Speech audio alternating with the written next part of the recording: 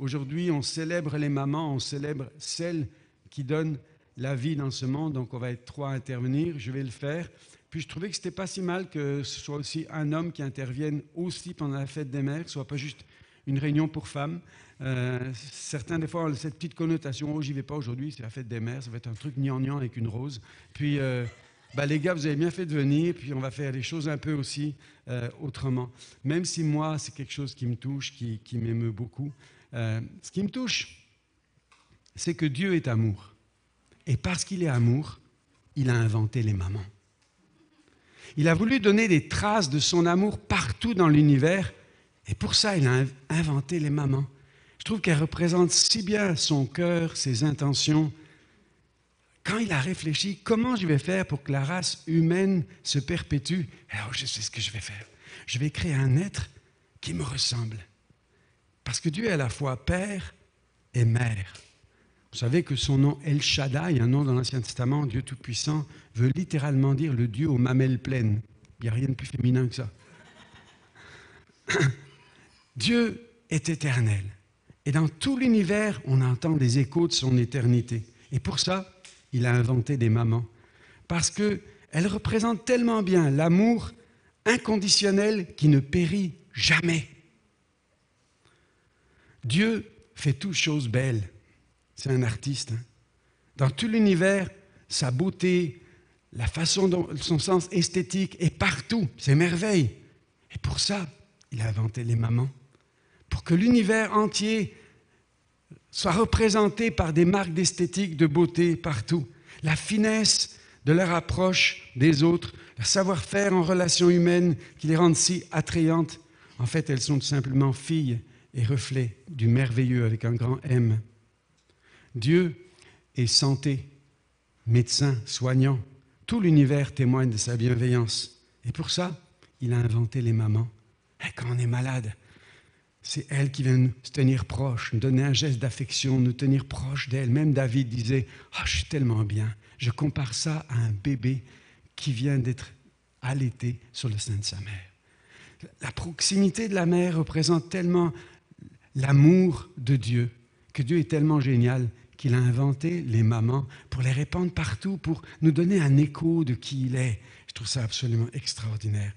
Donc, se tenir proche, recevoir un geste d'affection, entendre sa voix émouvante, c'est un baume qui apaise et qui fortifie pour traverser la vie. On est équipé pour la vie dans les mamans. Certains commencent à dire « Ouais, Philippe, toi, tu sais pas, tu n'as pas connu ma mère. » Mais je voudrais vous dire une chose.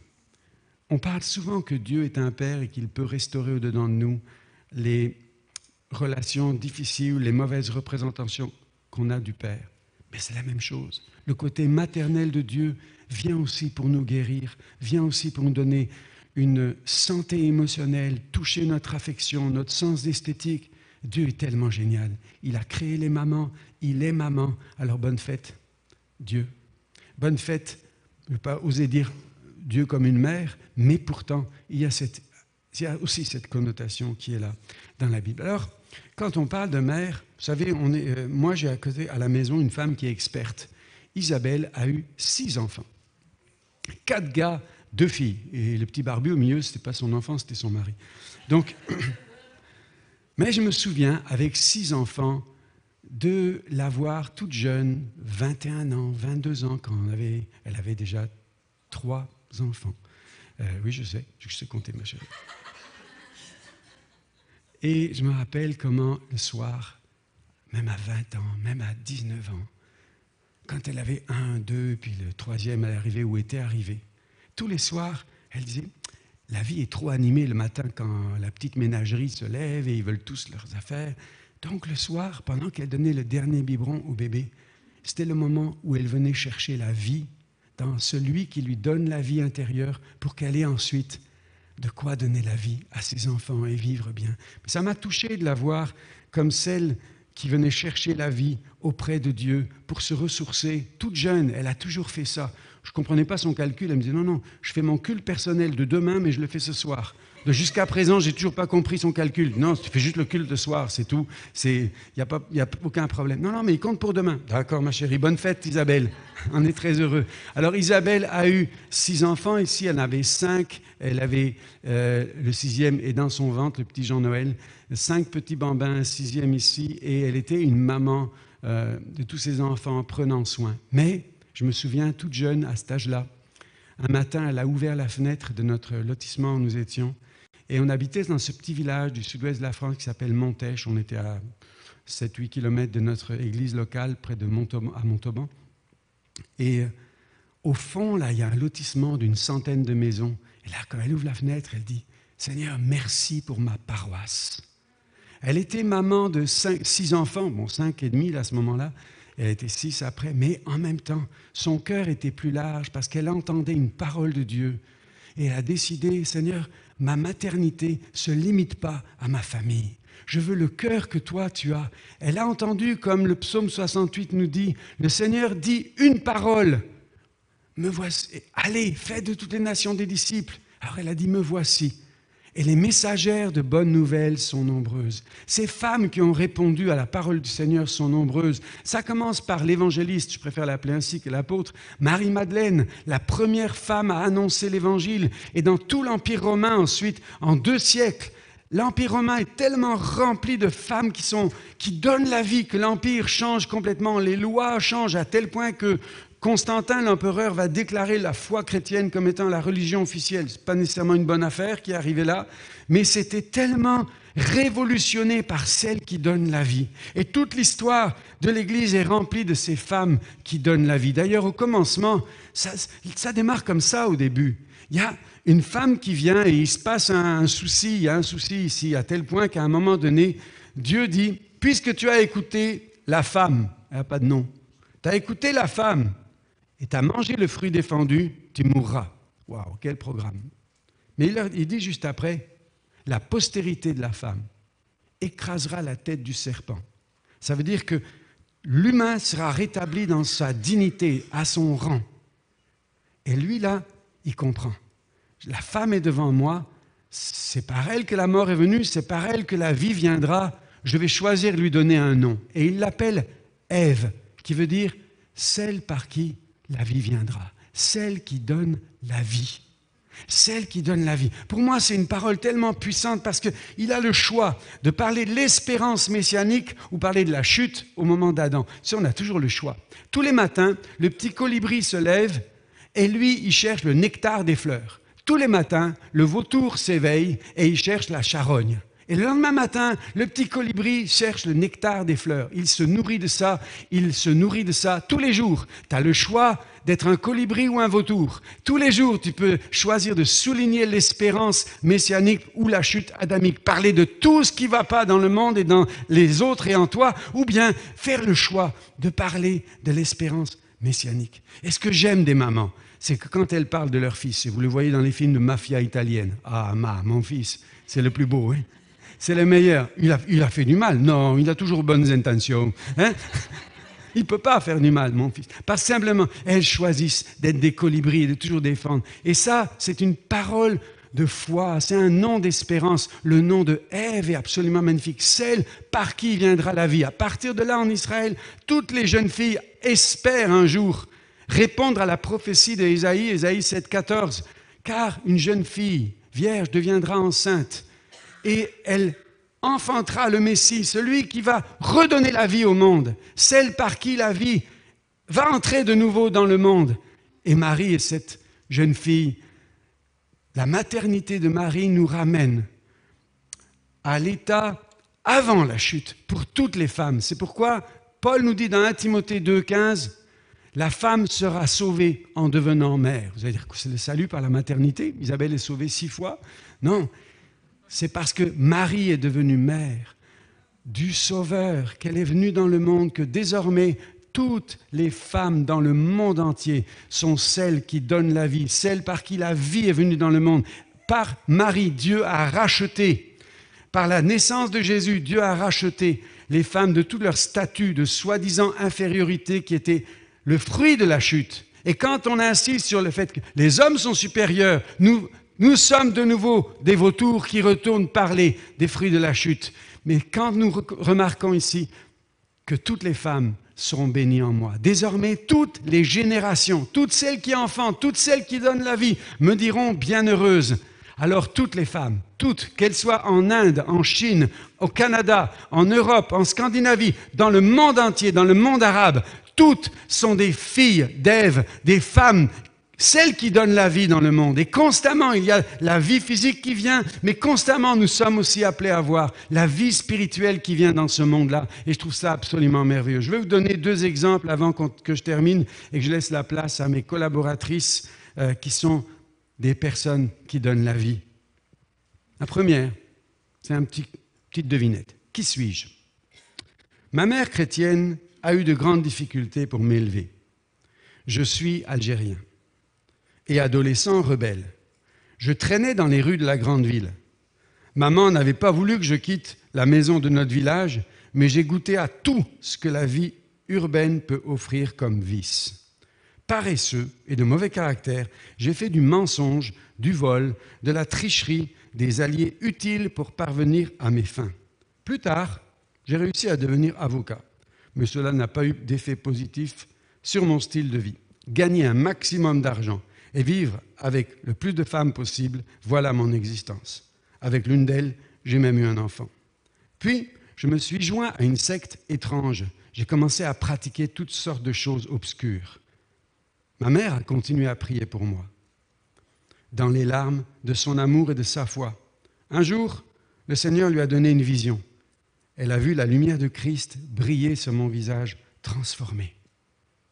Mais elle a dû attendre 9 années de plus pour que je me laisse toucher par la grâce de Dieu. Je suis devenu chrétien. C'est vraiment à la grâce de Dieu et aux prières de ma mère que je dois mon enfantement spirituel. Mon nom, on m'appelle Saint-Augustin. Je veux aussi parler d'une femme qui pour moi est un exemple extraordinaire, Suzanne Wesley. Suzanne était mariée à un prédicateur sans un sou et qui était un tricheur. Il avait une relation dysfonctionnelle avec lui. Elle a perdu 9 enfants, elle a eu 19 enfants, elle en a perdu 9 en bas âge et elle a élevé les 10 autres presque toute seule. Lorsque son mari, recteur de la paroisse d'Epworth, a été emprisonné suite à des malversations financières et que son remplaçant a montré son incapacité à prêcher l'Évangile, Suzanne prit l'affaire en main. Elle a lancé une école du dimanche dans sa cuisine pour ses enfants. Mais ce groupe attira tellement de voisins que les réunions furent rapidement transférées dans la grange. Bientôt, 200 personnes se rassemblaient tous les dimanches pour lire des sermons, chanter des psaumes ou prier. Pendant ce temps, le bâtiment de l'église voisine dépérissait, presque vide. Celle qui donne la vie était dans la grange.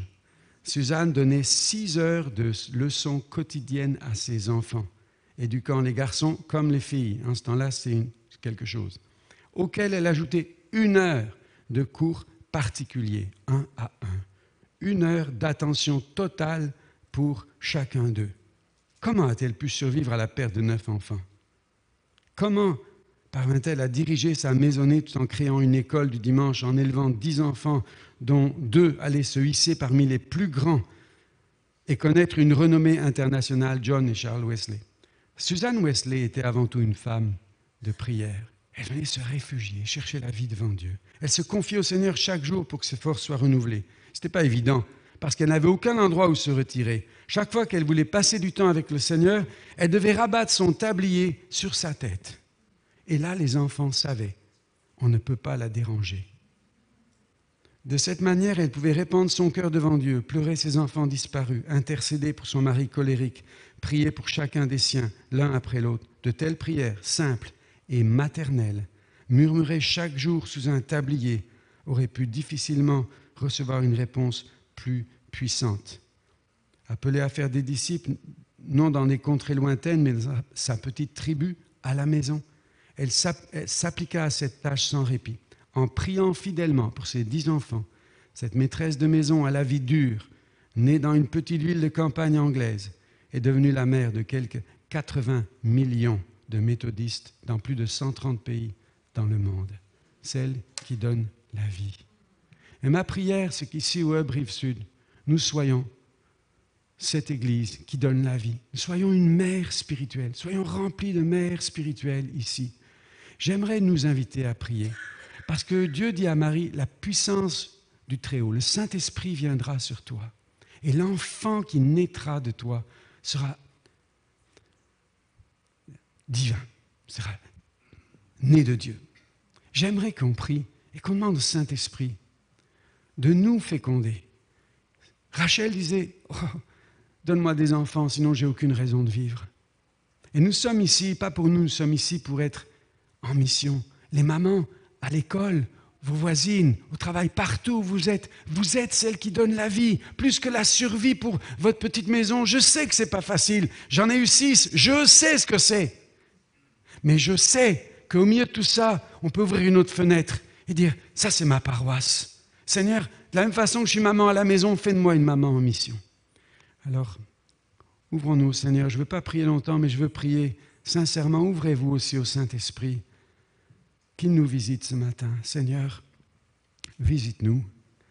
Seigneur, fais de nous une Église qui donne la vie. Fais de chaque personne ici, de chaque maman, et même chaque homme, donne-nous à chacun un cœur qui veut enfanter et répandre la vie. Fais de nous cette race de Ève, celle qui donne la vie. Merci pour des rendez-vous divins dans ces prochains temps. Merci qu'on fasse partie de celle qui donne la vie. Amen. Et alors que mes 2 collègues vont s'approcher ici, je vous demande de regarder ce petit vidéo de transition. Vous pouvez approcher si vous voulez. Allez, réveille-toi, mon cœur. Moi, encore ça. Tu te gardes à l'hôpital aujourd'hui. Allez, debout, mon cœur. Coucou, mon grand. Qu'est-ce qui se passe? Oui, je vais la chercher à l'école, il n'y a pas de souci. D'accord, mon cœur, je m'en occupe. Ça va aller, mon cœur, je sais. T'as mal aux dents. T'es courageux. T'es courageux, mon cœur, hein?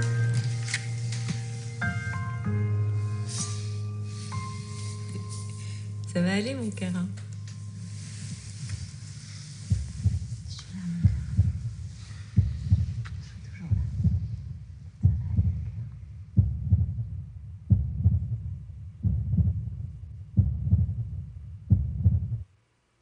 Je suis tellement honoré qu'on puisse laisser la place à 2 femmes qui donnent la vie autour d'elles, parmi nous, et qu'au Hub, il n'y a aucun problème pour nous de recevoir la parole de Dieu au travers de personnes de sexe féminin.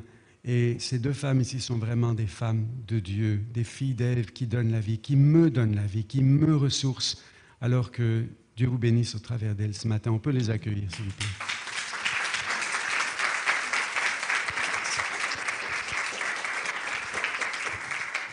Wow, quel privilège.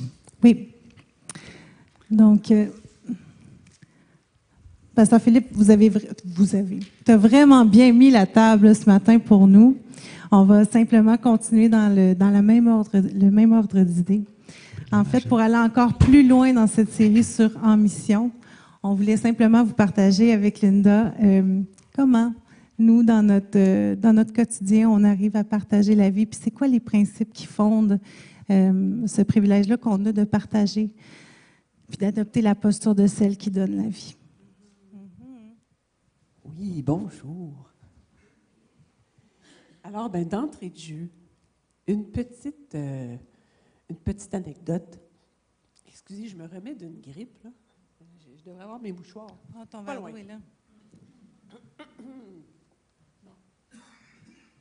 La toute première fois que Caroline et moi avons eu un cœur à cœur humain, dont on parlait de cœur à cœur divin, c'est justement à l'occasion de la fête des mères il y a 2 ans. C'est vrai. C'est un moment où j'ai comme senti que c'était approprié de m'approcher de Caroline et lui poser cette question pourtant très délicate. Caroline, toi, la fête des mamans, là, comment tu vis ça? Et ça me touche encore, et de ce moment-là a émané la vie. C'est vrai parce que à ce moment-là, j'ai réalisé à quel point le fait qu'elle a eu la délicatesse, l'écoute empathique, le courage de me questionner dans un moment où, Pour des femmes comme moi qui n'ont pas biologiquement donné la vie, la fête des mères, ça peut être un moment plus délicat. Mais de là, à cause de son ouverture, à cause de la confiance qui se développait entre nous, de ce moment-là est émergée la vie. Puis je te remercie, Linda, pour ton cœur. Puis tu fais vraiment la différence dans la vie des gens pour lesquels tu t'arrêtes puis tu prends le temps d'écouter. C'était pas prévu, ça. Mais je te remercie. À toi aussi. Hein? Qui n'oserait pas approcher Caroline avec des questions comme ça? Donc, juste avant qu'on présente la suite, j'aimerais ça, je ne peux pas passer sous silence la présence de mes deux amies qui sont présentes et qui sont deux mamans extraordinaires. Fait que j'ai envie de vous prendre en exemple les filles d'entrée de jeu, juste dire, Joëlle, c'est mon amie de longue date, maman de 6 enfants, dont je suis la marraine avec Désiré de la dernière, et ils sont ici en fin de semaine, et Sonia aussi de mon église de naissance, Amos, qui, elle, est maman de 4 enfants, dont 2 filles adoptives en Haïti, qui sont rendues des belles grandes jeunes filles aujourd'hui. Mais je veux juste vous honorer, les filles, parce que vous êtes des modèles de maman pour moi, autant biologiques que spirituels. Donc, c'est comme un beau clin d'œil que vous soyez présentes ce matin. Yes. Oui. Donc on prépare le menu? Ou oui, on y va avec le menu. Alors, au menu, pour les prochaines minutes, c'est tout simple. On vous partage quelques réflexions sur une illustration de cube. Vous allez peut-être comprendre plus tard. On vous partage aussi un petit poème, mais sans plus tarder, tout d'abord, on vous présente quelques mini-entrevues avec 4 femmes qu'on apprécie beaucoup, que vous allez reconnaître.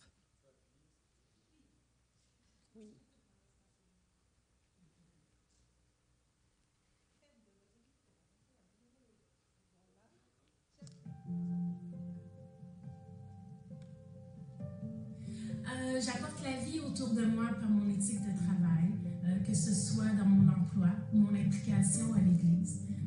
Lorsque je m'engage à faire quelque chose, les gens peuvent être rassurés que ça va être fait du mieux de mes compétences et sans stress. Je pense que cela apporte une ambiance de paix autour de moi et je fais tout ça avec le petit sourire. Donc, ce que ça change pour moi d'être une maman au quotidien, c'est le fait que je suis un modèle pour mes enfants, pour parler à propos de Jésus. Par exemple, on fait la prière à voix haute à la table quand c'est l'heure du dîner, déjeuner, souper. Ou par contre, on a eu plusieurs décès récemment dans la famille. Donc, on parle de Jésus, on dit telle personne est rendue avec Jésus au ciel. Puis, des fois, elle me dit c'est ça, papa est rendu au ciel, il est en train de danser avec Jésus. Je dirais que c'est pas mal ça qui change mon quotidien d'être une maman. Bonjour. Avec du recul, ce que j'ai compris, c'est qu'il fallait que je change des choses dans ma vie avant d'apporter la vie autour de moi. Et il y avait les comportements, certaines attitudes qu'il fallait que je change. J'ai dû aller chercher de l'aide pour m'aider à faire la bonne chose. Puis, mais ça m'a vraiment aidé à grandir, à avoir plus de confiance en moi, à m'aimer. Puis, c'est ce qui a fait que ça a changé autour de moi. Les autres n'ont pas changé, mais moi, j'ai changé. J'étais plus fière de moi, puis ça s'est reflété autour de moi. Les gens même voulaient me voir pour me dire « Hey, t'as l'air bien, ça va bien aujourd'hui. C'est enjoué, ça va bien. » Fait que c'est vraiment Dieu qui a fait le travail dans ma vie. Puis je remercie aussi les personnes qui m'ont aidé à persévérer dans ce cheminement. Bonjour, donc moi, comment j'apporte la vie au quotidien, c'est premièrement par mes enfants, parce que je suis maman de 3 jeunes enfants qui ont moins de 3 ans. Au quotidien, c'est de prendre soin d'eux, de les faire découvrir la vie autour d'eux. Fait que ça, c'est ma première façon d'apporter la vie autour de moi, c'est de prendre soin de mes enfants, prendre soin de ma maison, de mon mari également, de le supporter dans ce qu'il fait au quotidien. Il y a aussi par la prière. Je prie pour beaucoup de gens dans mon entourage pour qu'ils puissent rencontrer Jésus, qu'au quotidien, ils puissent avoir des clins d'œil de Dieu curiosité, puis je me mets disponible pour Dieu pour m'utiliser peu importe où. Que ce soit, je m'en vais au supermarché, ben, je lui dis qu'est-ce que tu veux faire. Fait que des fois, spontanément, il va me montrer quelqu'un, je vais aller voir la personne, je vais lui parler. Sinon, quand il y a des rendez-vous, ben, des fois, Dieu se manifeste et je prends la porte qu'il me donne. Vraiment, en cultivant ma relation avec le Saint-Esprit au quotidien, je permets à Dieu d'apporter la vie à travers moi. Puis, une autre façon, c'est de vraiment avoir ma maison ouverte. Donc, je sais que quand mes proches sont en difficulté, ils n'ont pas hésité, puis ils peuvent juste venir à la maison. On a une chambre pour les accueillir. Puis vraiment, notre maison, on veut qu'elle soit pour Dieu. On lui avait dit qu'il pouvait l'utiliser comme il voulait. Donc, en ce moment, justement, on héberge une amie. Parfois, elle vient à la maison, puis vraiment, la maison est toujours ouverte pour que les gens qui nous connaissent, qui ont de la difficulté, puissent se sentir soutenus, appuyés, puis vraiment les aider. Yes. Merci, mesdames, pour votre courage. Tellement inspirante. Oui. Alors, on enchaîne avec notre petite analogie ou notre petite illustration de cubes. En amenant mes cubes, je me suis amusée. Je me disais, est-ce que c'est un moyen subliminal de faire de la promotion pour le service auprès du département des kids? Ben là, si ça marche, en tout cas, allez voir Chantal après la réunion. Le cube. On a utilisé un symbole un peu plus masculin ou neutre. Hein? C'est intentionnel. Contrairement à toi. Et les 3 dimensions du cube nous rappellent qu'on est composé de corps, d'âme et d'esprit pour porter la vie. Aussi, vous allez dire, on est allé chercher ça loin, mais les 4 lettres, c'est UBE, sont les premières lettres de 4 mots qui sont porteurs de vie. Donc, on s'est dit, OK, ça va peut-être faciliter la mémoire, étant donné qu'on est des êtres oublieux. En fait, je vous mets au défi de vous en souvenir. Le cube, c'est facile. Ouais. Fait qu'on commence avec le... Puis c'est ça, j'allais dire. Oui. Si vous n'aimez pas trop, si ça ne vous parle pas, soyez content qu'on n'a pas choisi maternité comme acrostiche. On sera encore ici ce soir. Donc, oui, on y va avec le premier mot. Le premier mot, c'est le mot courage. Vous en conviendrez que pour apporter la vie autour de vous, autant les mamans spirituelles que chacun de nous dans la communauté, on a besoin de courage. J'ai dit maman spirituelle, je voulais dire maman biologique, ça prend du courage, maman spirituelle aussi. Donc, on y va avec une citation de Mère Teresa, une femme qui m'inspire tellement de par son courage. Pour ceux qui ne la connaissent pas, je pense qu'il n'y a pas grand monde qui ne connaît pas Mère Teresa, mais c'était une femme qui était missionnaire en Inde, à Calcutta, qui était très proche des malades, très proche des pauvres. Puis elle a dit une citation intéressante. Elle a dit « Ne laissez personne venir à vous et repartir sans être plus heureux. » Puis ça, c'est un peu une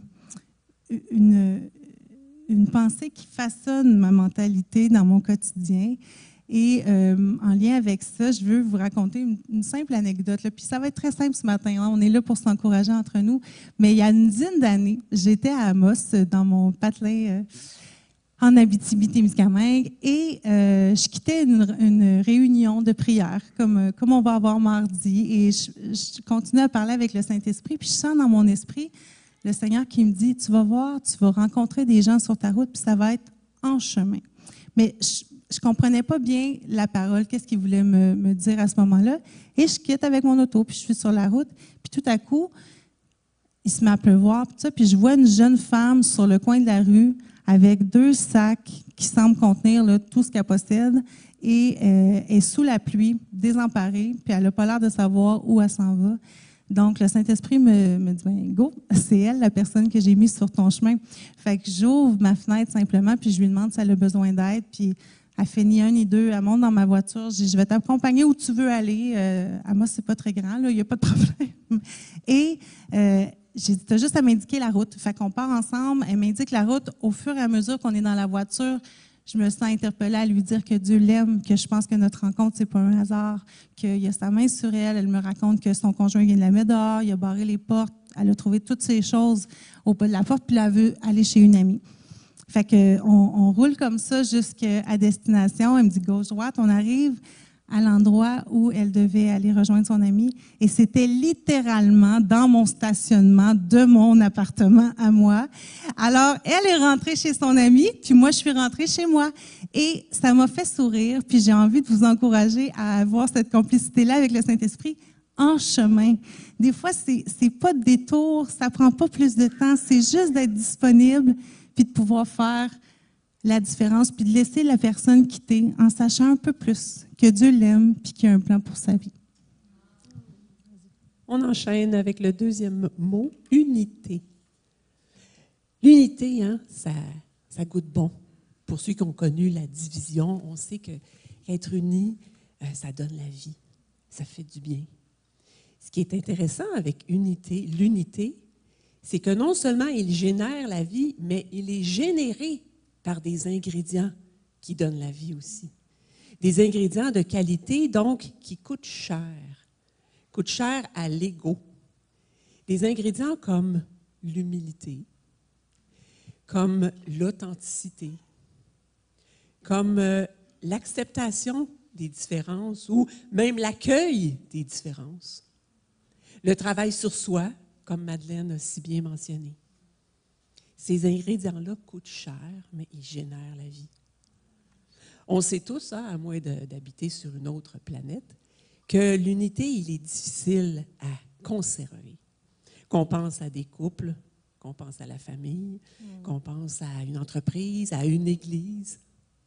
Puis il semble que plus les liens sont tissés ou sont intimes, plus c'est difficile de conserver la vie. Parce que ces ingrédients-là, ils coûtent cher plus on est proche des personnes. Mais quand on ose le faire, quand on ose s'approcher de ceux qu'on connaît peut-être trop ou qu'on connaît peut-être sous toutes leurs facettes, ou toutes ces facettes, et vice-versa, puis on sait que ça va faire un peu mal, mais quand on ose le faire, c'est un game changer. Ça change la donne. Parce que là, la vie, elle est générée, la vie s'active, puis l'effet est exponentiel. Quand on pense à l'ex-église Oasis et l'église Connexion qui ont décidé de s'unir pour donner la vie à bébé Hub-Rive-Sud, bien, plusieurs, hein, sinon toute la gang, on sait que ça a coûté ces ingrédients-là là, qui coûtent cher à l'ego pour non seulement donner la vie, mais l'entretenir. Puis on en a encore besoin, ces ingrédients-là. Puis aux dernières nouvelles, parce qu'on est dans un monde imparfait, bien, on va continuer à en avoir besoin constamment, parce qu'il n'y a rien de parfait. Alors voilà pour l'unité. Le troisième mot. Important rappel. Le troisième mot, la lettre B. Avez-vous une hypothèse? Ah, bienveillance. Mais pas la bienveillance comme un peu galvaudée dans notre société où on parle beaucoup de bienveillance dans les dernières années, mais la bienveillance, vous savez, c'est un fruit de l'esprit. Et la bienveillance, ce qu'elle est, c'est le fait de vouloir veiller au bien de l'autre. C'est parfois d'oser dire certaines vérités qui font mal, mais dans l'amour. Qui n'a jamais eu une maman là, bien intentionnée qui est venue mettre de l'alcool sur un bobo là, en se disant que ça allait empêcher l'infection? Mais des fois, c'est ça aussi la bienveillance, c'est de dire, regarde, je t'aime assez, peut-être que ça va te faire mal sur le coup, mais si tu me donnes la permission, je vais adresser cette affaire-là parce que je sais que ça va produire en toi la vie. La bienveillance, c'est parfois mettre des limites aussi. La bienveillance, c'est rester fidèle à ses convictions. La Bible dit, les blessures d'un ami prouvent sa fidélité. Des fois, les personnes empathiques ont tendance à deviner ou à avoir une impression très forte de ce que l'autre veut entendre. Mais la bienveillance, c'est pas nécessairement de dire ce que tu penses que l'autre veut que tu dises pour qu'il se sente bien et qu'il soit confortable. Des fois, la bienveillance, c'est aussi de dire ce que la personne a besoin d'entendre. Récemment, par rapport à ça, dans les dernières années, j'ai une amie proche à moi avec qui j'ai vécu des moments très forts spirituellement, qui a vraiment fait le choix de s'éloigner de la foi, s'éloigner des choses de Dieu. Puis je ne vous cacherai pas que ça a été comme une épreuve pour moi, Mais ça a été aussi l'occasion pour le Seigneur de m'enseigner davantage sur la bienveillance, puis de discerner comment apporter la vie à travers des situations où on ne sait pas toujours, on a ce qu'on aurait envie de dire, puis aussi ce qui apporte la vie, puis d'avoir un frein aussi à notre bouche, puis juste faire confiance, puis dans la prière, que ça a un effet, puis que Dieu s'occupe des personnes qu'on voit. Fait que je veux vous encourager ce matin. S'il y a des personnes que présentement vous dites, mais voyons, c'est quoi ces choix, c'est quoi? Je ne comprends pas, bien, sachez aussi qu'apporter la vie, c'est vraiment d'amener ces gens-là en prière devant le trône de la grâce, puis de faire confiance au Seigneur qu'il va intervenir dans la situation. Ça aussi, ça apporte la vie. Je veux juste regarder mes petites notes pour voir si je vous ai dit tout ce que je voulais vous dire sur ce sujet-là. Ah, mais vas-y donc. On y va-tu? On a une démo. Ben oui.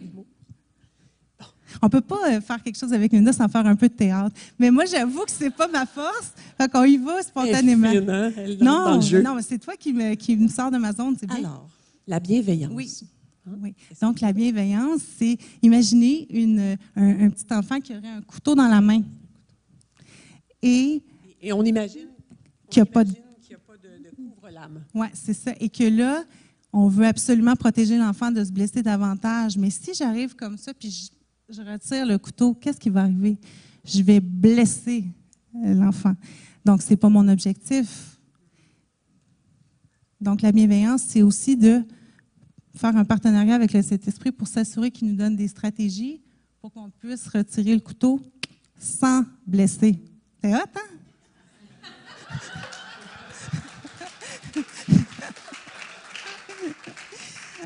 À ne pas tenter à la maison.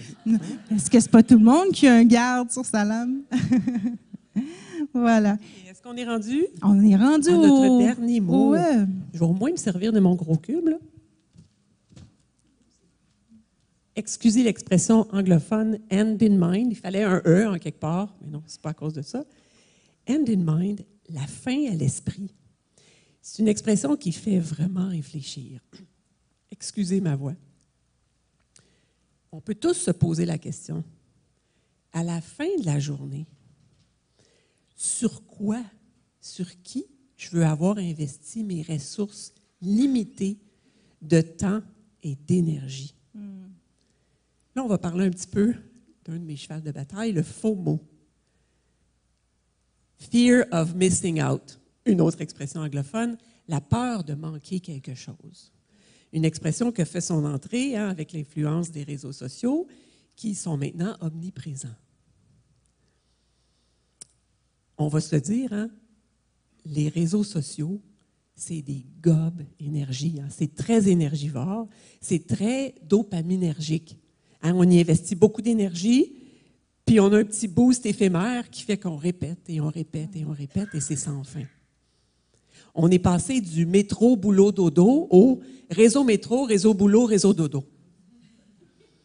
Mais imaginez si le FOMO, la peur de manquer quelque chose, était remplacé par la peur que l'autre manque quelque chose, l'autre à qui je peux apporter la vie. Puis encore mieux, imaginez si le FOMO était remplacé par le JOMO, la joie de manquer quelque chose, the joy of missing out, qui est une nouvelle expression qui invite à considérer la joie d'être capable de laisser passer ce qu'on manque, en l'occurrence, mettons, sur les réseaux sociaux, puis de réinvestir cette énergie-là dans d'autres choses de façon plus intentionnelle. Donc, le JOMO, la joie ultime, c'est la joie de renoncer volontairement, de faire le choix de renoncer à ce qui nous éloigne d'une vie de sens, d'une vie porteuse de sens et porteuse de vie. Yes. Voilà. Alors que nous puissions, simplement avec courage, dans l'unité, avec bienveillance, en ayant la vision de l'éternité en tête pour chaque personne qu'on croise, être ces porteuses de vie, ces donneurs de vie, ce n'est pas réservé au féminin, pas du tout aujourd'hui, mais juste partager la vie de Dieu autour de nous, puis ce cadeau qu'on a si précieusement reçu. Yes. Est-ce qu'on y va avec la petite dernière anecdote? Oui. Oui, hein? Oui. Hey, je m'excuse. Oh, c'est bien correct. Ta-ta-ta-ta-ta. C'est bien correct, c'est à la bonne franquette. Alors, Ah oui, cette vas-y, petite ben oui. anecdote souligne l'importance. Ben, vous allez le voir, je ne vais pas vendre le punch tout de suite. Là. Je lisais récemment que monsieur, l'histoire qui suit, Robert Courtney, je ne sais pas si le nom vous dit quelque chose, c'est un pharmacien accusé d'avoir dilué la médication de 4200 patients atteints du cancer. Quand j'ai lu ça m'a touchée. Parce que je me suis rappelé que hey, j'ai eu le privilège de recevoir la chimiothérapie non diluée, ce qui me permet d'être en vie aujourd'hui. Je suis-tu contente? Mais là, l'illustration, je la pousse plus loin pour le bien-être collectif. Imaginez ceux d'entre nous qui avons eu le privilège de connaître quelqu'un qui a osé nous présenter le dessein de Dieu pour nous de façon non diluée, qui nous permet d'être en vie aujourd'hui. Tu sais, d'avoir osé nous dire que Jésus, il est le chemin, la vérité, la vie. Il n'y en a pas d'autre. C'est pas dilué, c'est pas populaire à entendre, mais c'est ça qui est ça. Et c'est ce qui nous donne la vie éternelle. Donc, puissons-nous être des porteurs de vie à ce niveau-là aussi. Oui, dans la sagesse, la vérité dans l'amour, mais la vérité non diluée, qui est le seul médicament, le seul remède pour notre vie éternelle. Yes. Je vais inviter Célène à se joindre à nous. La prochaine partie, c'est le poème. Un poème que Linda a gracieusement nous a partagé. En fait, on cherchait une façon significative d'honorer les mamans. Et puis, Linda, dans son talent d'artiste, a pris sa plume et a pondu un texte qui, moi, dès la première lecture, ça m'a vraiment touchée. Puis, elle va nous et vous, et nous le lire ce matin. Alors, Linda, je te remercie pour ce cadeau. Puis, laissez le Saint-Esprit toucher vos cœurs. Merci, Caroline. J'ai écrit ce poème en ayant en tête plusieurs types de femmes. Autant la femme pour qui la maternité, c'est la plus belle des aventures, que la femme pour qui le lendemain de la fête des mères, c'est le plus beau des soulagements. Alors, à nous les mamans, maman bio ou non, mieux que sans gluten, à toi, 100 000 je t'aime. Quel que soit le nom auquel tu réponds, maman, mamie, grand-maman, tati, tata, meilleure amie, mère spirituelle grâce à qui tant d'enfants de Dieu sont nourris, mère dans tes rêves et projets d'avenir, que le projet de Dieu soit ton plus grand désir. Mère qui a perdu la foi quelque part entre déception et faux pas. Dieu t'aime malgré toi et sache qu'il croit en toi. Mère absente qui ne m'entend pas, mais que Dieu entend dans les bras. Mère abattue dont le découragement, plutôt mère abattue dont le comportement des tiens t'invite à baisser les bras. Surtout, rejette toute condamnation et toute angoisse face à leur rébellion. Notre Père céleste, pourtant parent modèle, a lui aussi des enfants rebelles. Souverain sur chacun d'eux, même les tiens, rien ne le dépasse. Rien ne le dépasse. Absolument rien. Maman bio ou non, Dieu ne t'abandonne pas. Si tu ne le connais pas, à lui, abandonne-toi. Un pas à la fois, marche par la foi, les yeux sur lui fixés. Il fera au-delà de ce que tu peux imaginer. Si, comme moi, tu t'es planté en voulant semer. Pardon, grâce et humilité sont à notre portée. L'Esprit de Dieu, source de rénovation extrême, avec lui, tout est possible en mourant à nous-mêmes. Quoi? Parler de mort à la fête des mères? Ben oui, seulement par cette mort sommes-nous sel et lumière. Autant Dieu a inspiré Jean 3,16, nous invitant à vivre éternellement, autant a-t-il insufflé Luc 9,23, nous invitant à vivre conséquemment. Difficile parfois? Mettez-en. En fait, je n'y arrive pas encore très souvent. La vie en son sein, quelle célébration. Un cœur semblable au sien, quelle aspiration. Le nerf de la guerre, dépendre d'un Dieu extraordinaire, par qui notre identité, gracieusement renouvelée, portera du fruit bio-certifié. Bon partenariat avec le Roi des Rois. Amen. Amen. Yes. Merci, Seigneur.